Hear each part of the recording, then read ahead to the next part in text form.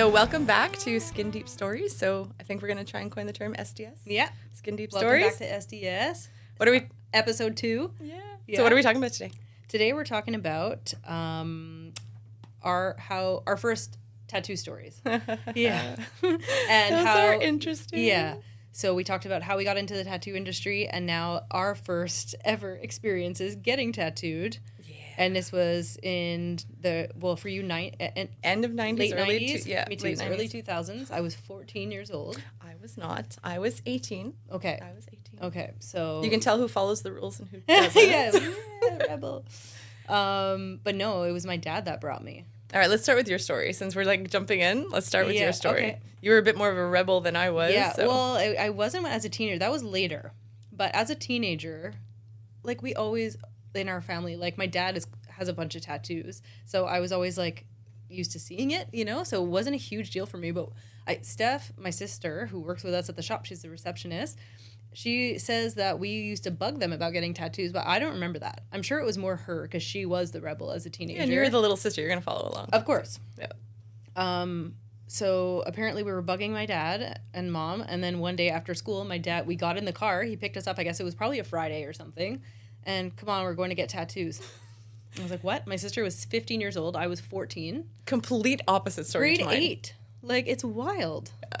And looking back, I'm like, Dad, what? Like, Especially now that you're a mom. yeah. Like, I have kids that are Yeah. around the age where they can start thinking about it. Yeah. And I'm like, That's we're gonna have some terrifying. conversations first. Yeah, so you we know? drove to Saint Constant. It's this little shop. I don't know what it was called, but it was a very scary man working there. Like flash on the walls, you know, that kind of shop. Obviously, they were all like that back in the day. Yeah. And I just chose like a flaming heart. Off the wall. Yeah, we'll insert the photo Yeah. afterwards. But yeah, it's a flaming heart and with a dagger through it. You still have your first tattoo. I still have it, but I want to revamp it because I don't want to get rid of it. It's too sentimental. But We'll yeah. talk about revamps and cover-ups and stuff like that for Yeah. all of us people who have old tattoos that still have that sentimental. Yeah, exactly. So yeah, we'll do a whole episode on revamps and revamp versus cover up and stuff. But yeah, my bestie was with me, and I think Steph had a friend with her. I don't remember, but it was he was an old man, super grumpy, smoke hanging out of his mouth. Didn't he like yell at you? Yeah. So I was sitting like we don't usually sit people, you know, leaning on a chair. And So where was the placement? Where do you have yours? my lower back, like not tramp stamp, just off to the side. See, you and I have the exact same placement for our first Well, tattoos. it was like the placement back then, right? Yeah. And it's like, well, you could hide it well. That was the idea But back my- then. like, I was- You have to put it in a place that was going to be hidden because how's it going to look? I remember it being like, how's it going to look in a wedding dress? Or how's it going to look or for a job? So Back when everyone cared. Oh, exactly. Yeah. So I was like twitching because it's, as we know now very well, like Yep. you twitch, and I was a child. Like, and he yelled at me, "Arrête de bouger," Oh my with God. a cigarette in his mouth. I swear he was smoking while he was tattooing me. Yeah. I don't think I made that up. So the industry has changed slightly Yes. since, you know. Just a little bit. All right, so I'll tell you mine. Yeah, Mine, go for it. very, very different from yours. So I got to go back a little bit because my first tattoo was something I had wanted since I was 8 years old. Like I was 8 when I decided, and I've gone back in my brain trying to figure out how and when this idea solidified in my brain because I was 8. There was a little we had gone to SeaWorld, which I don't condone now, but I had gone. It was 80s, and Save the I got whales. this little kit with an orca. It was an orca sticker and an orca stamp, and so orca has always been my favorite animal. It has Shocking. been kind of my spirit. Yeah. Well, I was a competitive swimmer forever, and everybody had like dolphins and seahorses, Told you and she I'm lived like, 1,000 lives. we got into that too. Yeah. But as a competitive swimmer, every time we'd go to competition, we all had like our little tutus, like our little stuffed animals that were You're like our good luck Fluffy. charm, Yeah. right? And so my good luck charm was an orca because it was beautiful and powerful, and I was not the skinny girl on the team. I was the chubby girl on the team. So I felt that I identified with this animal, which is matriarchal and powerful and beautiful and smart. And so that all became the best reasons. Yeah. So cool. So that became so everything I had was orcas. And I used to redraw this little orca in math books and science books. Yeah. And when I was like 14, 15, my mom actually let me paint it on my bedroom walls. So I had these orca paintings God. around I my painted bedroom. on my bedroom walls too. See, Yeah. there you go. Yeah. It started young. Yeah. And I was dead certain that this was going to be my first tattoo. So from 8 to 18, I had talked about this orca tattoo. My mom kept going, yeah, when you're 18. Yeah, when you're 18. Now, my mom had been, she was a nurse in the Air Force, and then she was an OR nurse, and I can understand this now from my mom's side, but she saw all the negative sides of tattooing, like infections and bloodborne pathogen cross-contamination stuff. So things were seen, they're not regulated, but like things were even more exactly. The risk was a lot higher. But as like a young 16, 17, 18-year-old, I'm going, I know what I want, and I'm going to be rebellious. And like women didn't have a ton of tattoos back then. It was we were starting to come into it a little bit more, but again, the shops were a little bit intimidating. Like it used to, so it's not the way it is now where it's like, would you like coffee and lollipops and stickers? Yeah. It was like neon lights and guys smoking and loud music. Taxidermied animals. And yeah. But at 18, I made that decision. And I went with like my boyfriend at the time and a really good friend of mine from high school. So we went in a group of 3. And I remember I called my mom from a payphone. This is how old I am. Called my mom from a payphone at Côte-Verte Metro next to the McDonald's. And I'm like, I'm going to be home late. I'm going to get my first tattoo. And she's like, no, you're not. I'm like, but yes, I am. Like, I'm 18. But now I'm 18. I've given you 10 years of warning. Like, this isn't like a new idea. And I remember her keeping me on the phone for almost 45 minutes, just mad, yelling, doing everything she could in her mom power to convince me not to do this. I love that you did it anyway. And this was my first true act of rebellion. This was really I don't care what you think, I'm doing this anyway. Which, now I'm looking, I have teens very close to the same age. And as a mom, there is that fear factor of what if they regret it? What if they, so I'm a little bit more, I need them to live their story in their life because of what I lived. Yeah. But I did it anyway. And the whole going there by metro, by bus, we went to Tatouage Artistique on Ontario Street, which was, again, one of the only big shops back then. There were like 3 or 4 that were known. My next tattoo at 15 was there. There you go. Yeah. So a lot of people from that day have stories of those few, like the grandfather, the shops that were, those are the ones you went to. Yeah. And so we go in, and like you, the flash on the walls, the bunch of guys in the back. And I had the picture of what I wanted, so I didn't actually pick it off a wall. On a paper. It was on a paper. Not on a phone, on a paper. And I'm pretty sure I got an apprentice, but I didn't know back then. They didn't tell you. Not to ask, It was just, I was so new to this. You probably didn't even know what an apprentice was. No, exactly. But it was a young guy, because I know there was the older guy. Like, everyone has stories of the older guy that worked there. Yeah. But this was a young guy, and they set you up, and the nerves. And not only am I nervous about the tattoo, but I'm like, I know I'm going home, and not gonna be happy. So I knew doing this, there was like it was heavy. So much nerve and like emotion. I did it anyway. Yeah.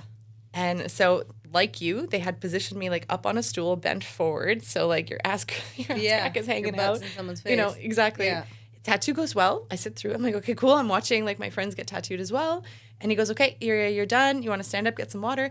And as I stand up and I make eye contact with my friend Emily, I hit the floor. Boom. Pass out. It's the only time in my life I've ever fully passed out, and I hit the floor. Like barely a warning. And for years and years and years, I thought it was okay. I was a wuss, or it was. Yeah. But I'm going. But I was fine. Like I couldn't understand. Anyways, but I remember waking up like full crunch down on the floor, and like I look up and like I have all these. Yeah.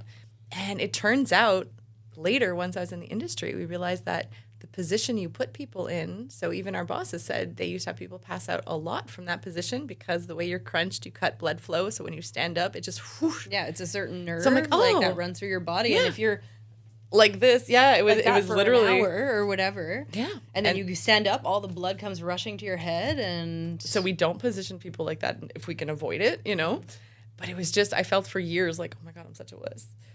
Anyways, so sad. To make a very long story a little bit longer. So I go home. And my mom back in the day, when she would get mad, there were 2 levels. It was either silent treatment or screaming. Okay, like it was, it just was what it was. And toxic. So we were, a little bit. Yeah. My grandparents were awesome though. They lived a couple like streets down, so they were kind of like my safe haven. Aww. But at that point, I'm like, oh, this I crossed the line on this one, so I need to get out of here. So I called a friend of mine. I'm like, hey, want to go on a road trip? And she's like, what? Where? Like, I don't know. I got family in Nova. Can't go home. I can't go home. Well, I went home and I went, oh, can't be here. Mm-hmm. And it was summer, so I called her. I hate that you felt that way. But I think a lot of people went through that, like the disappointing your parents. Yeah, for sure. But a lot of good. Now looking back, it's kind of a funny story. Yeah. But so I called her and I'm like, so I want to go on this road trip. She's like, well, where are we going? I'm like, well, I have family in Nova Scotia. Want to head that way?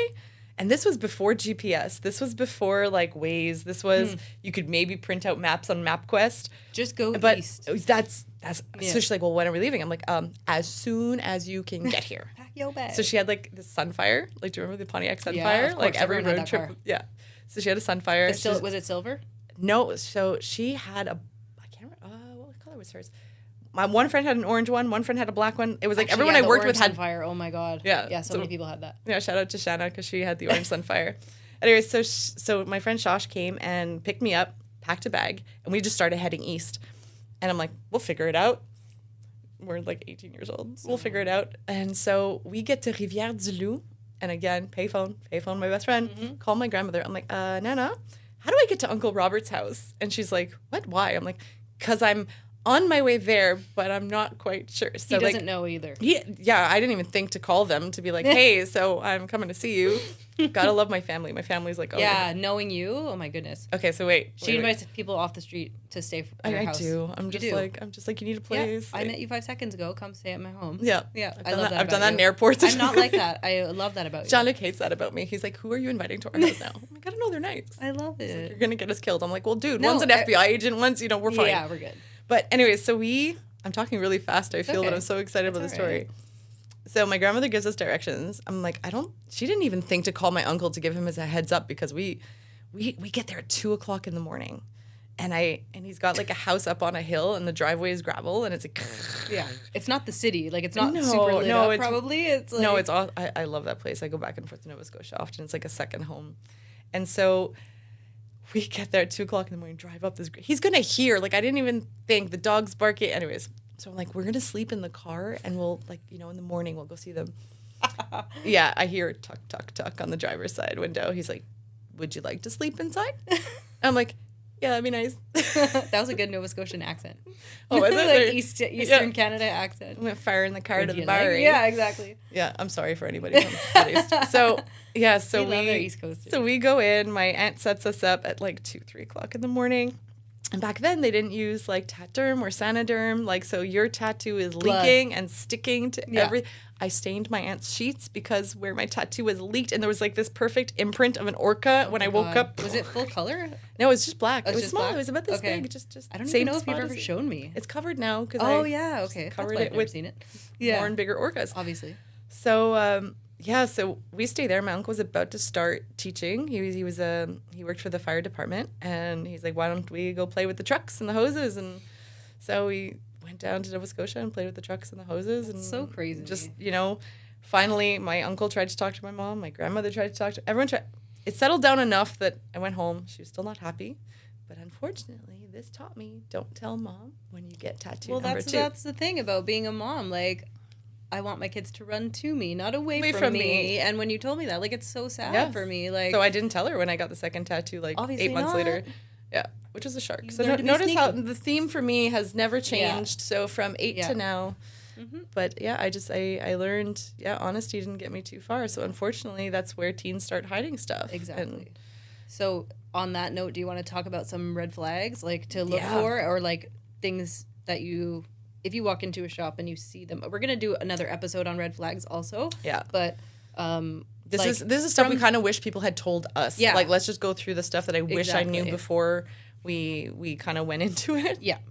All right. So what are some of the things that you think? We have a couple notes. So like when we were just talking about this episode, you said something and it was so funny. And you're like, if you walk up to the shop and the artist is like drunk, or what, I forget what you said. It was like... I say lots of funny stuff. Yeah, yeah. You're like, if he's drunk or like something, like walk away. Like, yeah, of course. But it's such a like taboo, like, or like just like kind of like a cliche in the industry. Like a lot of tattoo artists party and stuff. Like we're kind of the opposite. We're like in bed by 8:30. Complete opposite. Complete opposite. I'll text you back at 6:30 in the morning, which I did this morning. Like we don't. Yeah, partying's way back in the day. Not anymore. I need a good night's sleep if I'm gonna tattoo you. Yeah, like I refuse to tattoo someone if you don't feel good. Exactly. No. So, well, the first one is obviously choosing the right artist or shop. Again, we plan on doing another episode about this, but from the get-go, you want it to be like the right vibe when you walk in. If you walk in and you feel judged. Like I have a horrible story from someone that told me recently. They walked in and had an idea, and right away the artist was like, "I don't do that," which is super common. Yeah. I'll do an infinity sign. I'll do whatever you want. It's your body. Like, But I also, the flip side of that, just to play devil's advocate, is there's ways to say that, because let's say you're an artist who really specializes in something. Of course. Let's say you specialize in like new school, and somebody walks in with like a fine line flower. It's very okay to say, I don't do that. Absolutely. But there's a way to do it. Yeah. When you don't want to make someone feel like shit. So what if, let's say we had somebody come in and they gave us something that is either beyond our skill or not in our skill set. The way to handle that is, you know what, this is a beautiful piece, or this is a great idea, but I have an artist in mind that would probably kill it for you. Even refer them to somewhere else where artists. shops that we can vouch for, Because like, the priority to me for a client should be that you get what you want working with the artist who can do what it is that you're looking for. So I think really like the vibe when you get in is more like what I meant. Like, you don't want to feel like nervous or judged right off the get-go. Yeah. So like a guy I know walked in and he had an idea. The guy says, I don't do that. And then it was his first tattoo. He had gotten like a gift certificate. Yeah. For a tattoo. He walked in, like made an appointment, not even a consultation, walked in for his appointment. And the guy was like, no, I don't do that. And he was like, okay. And the guy's like, okay, well, I'll just get my kids' names. And he did. And it wasn't what he wanted. It was like not what he wanted at all. And the guy came out with the stencil, like, is this good? And he was too shy to say no. That's a big one, is the advocate for yourself. Exactly. Like you and I specifically are really big on the tell me if like it's not we'll do the stencil, we'll do the thing 20 times. It's going on you forever. You're going to be seeing this on your body for the rest of your life. Minus ideally. The goal is longevity. Yeah. And if somebody is not happy, we're not mind readers, but sometimes now I can feel the vibe. I can get usually. But I want somebody to say like, can we? And I don't mind moving that stencil. I don't mind taking an hour or an hour and a half sometimes even to get a stencil perfect. Oh yeah, sometimes the stencil placement's longer than the tattoo, as we all know. Yeah, like I would rather do that 20, 30, 40, maybe not 40 times, but let's. So maybe we're like over accommodating. I think we're like not over accommodating. Like I don't think that's a thing, but like we're next level nurturing about the whole thing, like, which is great. I'll take that over like making people I want to make like sure crap. People leave going, wow, I felt heard. Yeah. I felt understood. And if you read the reviews, that's what they say. Yeah. Like on Google. Like it's true. And that's what we provide and that's what we're proud of. That's what Yeah. So, but I think starting from where you were, one of the first things, especially if it's your first tattoo, is do your homework. Really do your homework. Now, you don't have to walk into a shop to see a portfolio. They're all online. Like our Instagrams, like shop websites.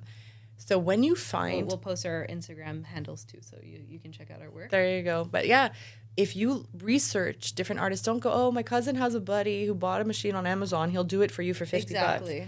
Oh, that's a red flag. No, I know someone who could do it cheaper. I'm sure you do. Yeah. That's a big one we'll talk about too, is I know someone who can do it cheaper. Yeah. We'll do the cost breakdown of what it truly is at some point. So much stuff for you guys. First step, do your homework. Yeah. Really look into artists who can fulfill the style you want. Because I've covered so many tattoos that were supposed to be fine line, and the artist was not a fine line artist. I did one 2 days ago. Yeah, and didn't know. He's like, do you do fine line? And it's actually like, it looked like it was done with a 9. Yeah. So when we say 9, it's the needle groupings. Yeah. But yeah, when you get these super bold lines and super black and super heavy and they're not light, they're not delicate, they're not feminine. So we end up covering a lot of those or trying to rework them the best we can. But it's once you find an artist whose work you like, book a consultation. Yeah. And go see the shop and make sure the hygiene is on point. Yeah. Like that's the next point, like, is the hygiene expectations. But I think with that, when you walk into the shop, meet the artist first, because if that vibe is off, it doesn't matter how clean the shop is. I would say, do your homework, do the consultation. A consultation is a sit down, a conversation where you discuss ideas. You get to see if you vibe with that person. That person's going to mark you forever. Yeah. So you want to make sure that you're comfortable, that they make you feel comfortable, you make you feel heard. Sometimes ideas that are brought are not going to work. So trust your artist when they're especially like... with AI now.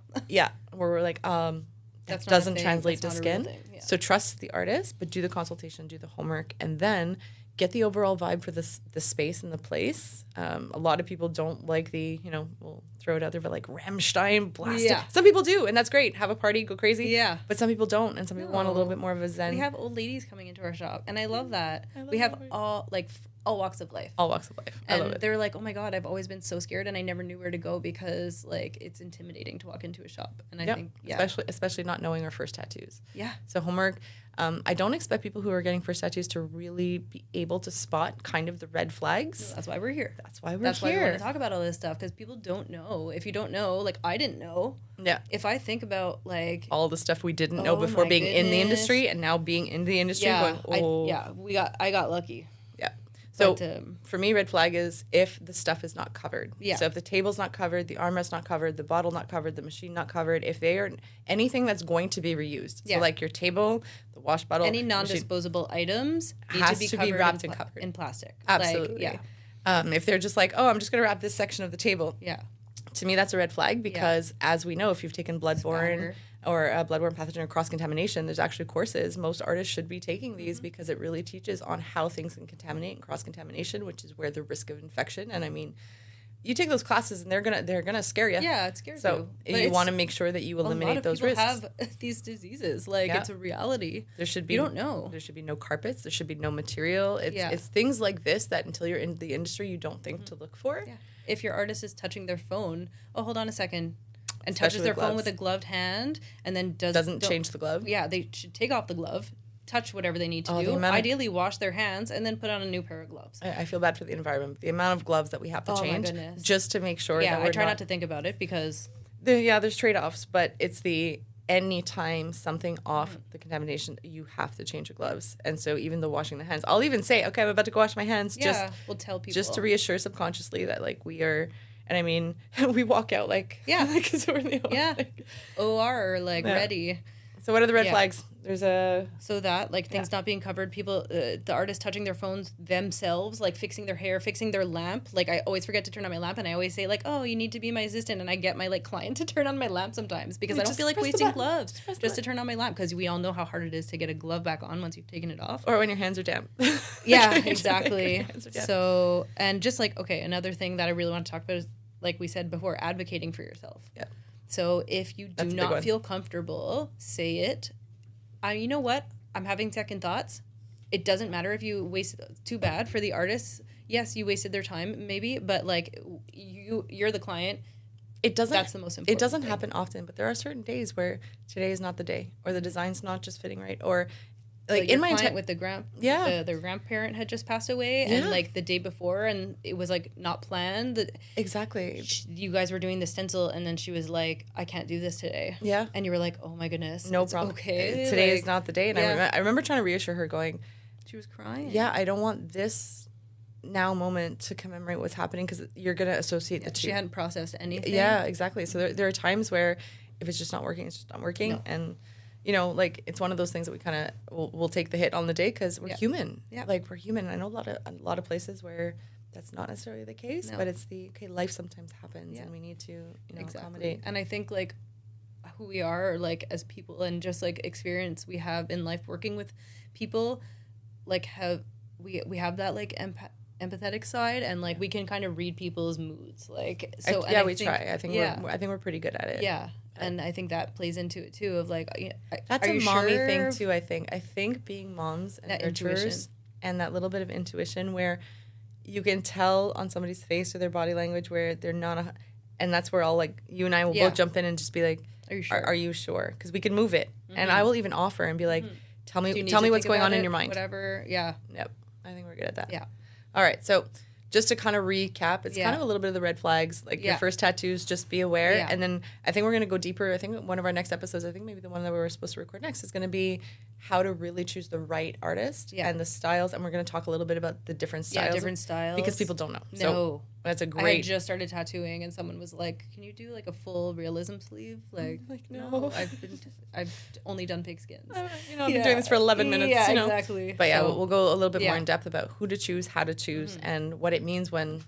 we pick our different styles. Yeah. So for today, I think we're gonna try our little sign up again. So thanks for tuning in to Skin Deep Stories. So I think we're gonna go with SDS. Yeah. So keep writing your story one tattoo at a time, and we're gonna see you. Thanks for joining, guys. And you can feel free to write your first stories. Your first tattoo stories in the comments. We would love to hear them. Please tell us. And we can talk about them in a future episode. Yeah. So good, bad, or in between, what your first experiences were. Love to hear them. Thank you.